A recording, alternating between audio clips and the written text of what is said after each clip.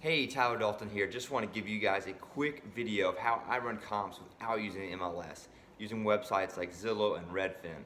So we'll go over the briefs about how to do that, very quick and simple. It's a very free way for anyone to have access to this information without having to use the MLS or using a realtor for information for rental properties, for flips, wholesales, whatever you're doing.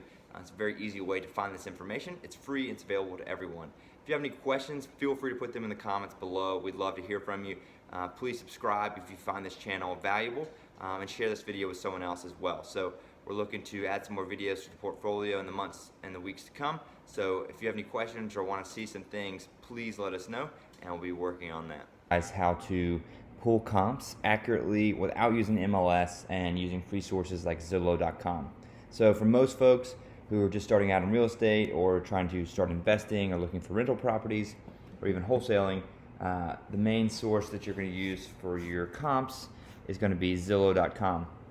So a lot of people bash on Zillow, say it's not accurate, it's not a good source. But hey, if you don't have access to MLS, this is a really good way to pull comps, a really good way to kind of look at the information that's out there. It may not be the most up to date, it may not be the most accurate, but it gives you a pretty good understanding of price points, and then as well, your sellers most likely are going to look at Zillow too. So anytime you talk to someone who's selling a house or you're buying from, they're probably going to look on Zillow, and they're probably going to look at the Zestimate, things like that. So this is just how we're going to do this demo for today, and we'll start right out. So pretty simple. You just put in the address. So let's say that I'm wanting to look at a property in Baltimore. For example, let's just do this one right here, 3933 Yolanda. This can be pretty simple. So currently listed for sale for $74,900, and we're going to want to see, this is obviously a fixer-upper. Fixer-uppers aren't always going to be on Zillow. This one happens to be. Looks like it's got a lot of mold issues, a lot of issues going on in it. It needs a lot of updating to get to rent ready. But so here's what we're going to do. We're going to remember the address, 3933 Yolanda, and then you can zoom in. So the first thing I usually do is try to get rid of all of this riffraff, because there's a lot that can pop up on a certain area. So you want to click out of all of this information. So you press listing type, and then you remove everything. I like to zoom in on the specific area. So this is the street we're looking at right here. And typically, for most appraisers, they're going to look at anywhere from half a mile to a mile for your property.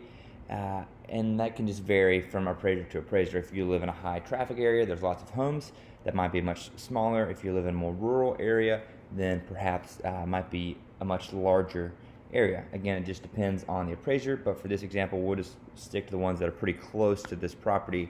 And in Baltimore especially, things really vary street by street. So you don't want to look at a property that's far, far away from where we're at, because that might be a whole different section of comps that you're looking at. So we're just going to try to look at this stuff that's pretty close to here and use that as an example. So first thing, we know what the street we're on.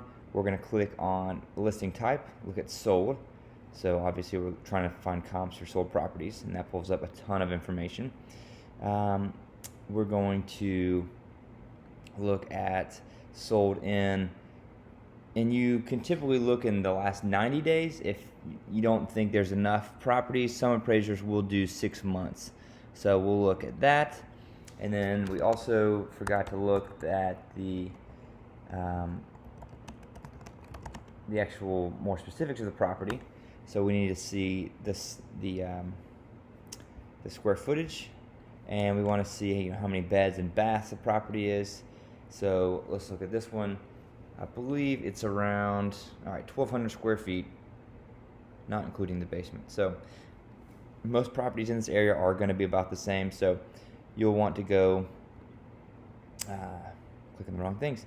So you'll want to do a rough estimate of about 400 to 300 square feet on either side of that. So we'll look at probably 900 to maybe 1,500 square feet. And that narrows down just a little bit. And then we want to look at 3 beds The baths can vary because we're probably going to add a bath to this. So it's 3-2, which is really good. But for this video's sake, we'll just can't do baths, so we'll just do the 3 beds.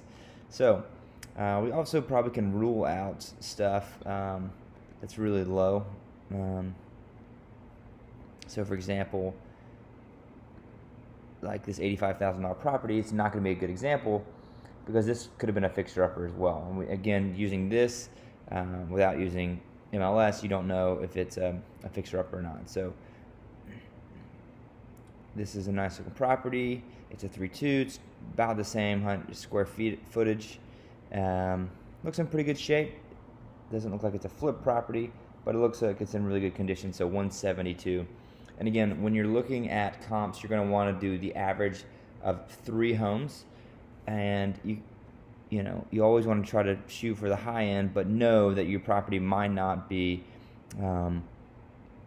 getting that high end. There could be market variations. There could be a lot of different things that could be going on. So whenever you're running your numbers, you don't want to assume that you're going to get the highest dollar for your property because you probably aren't. But it's always a good thing to have at the end. But it's just, again, you're not going to want to shoot for the biggest one. So again, we're looking at properties that are similar build. This property is a single family home versus a traditional row home like this one.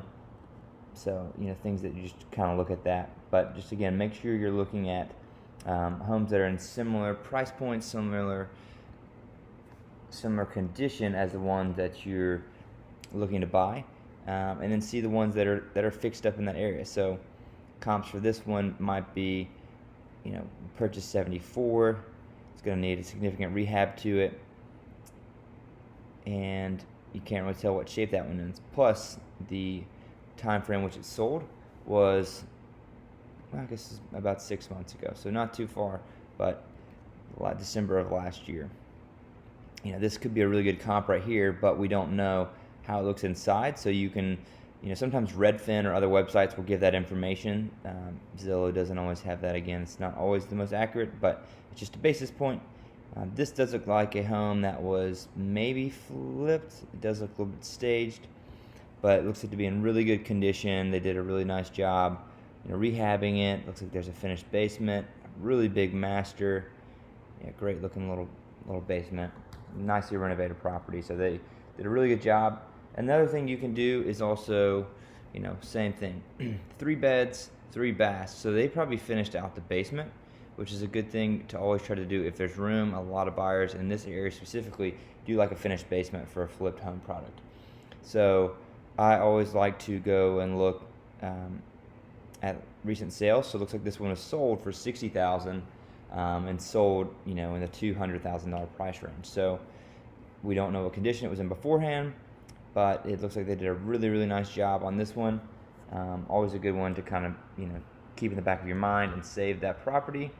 So I always like to just save these, put a little mental note there. You can also do the save feature up here, but for this video, I'm not going to do that. So again, find some of the 3 comps, use those, take the average of those 3, and then that's going to help figure out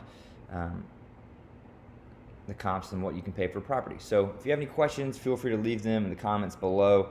If you want me to explain anything further, go into any more detail. I'm hopefully going to have a few more videos coming out here in the next few weeks.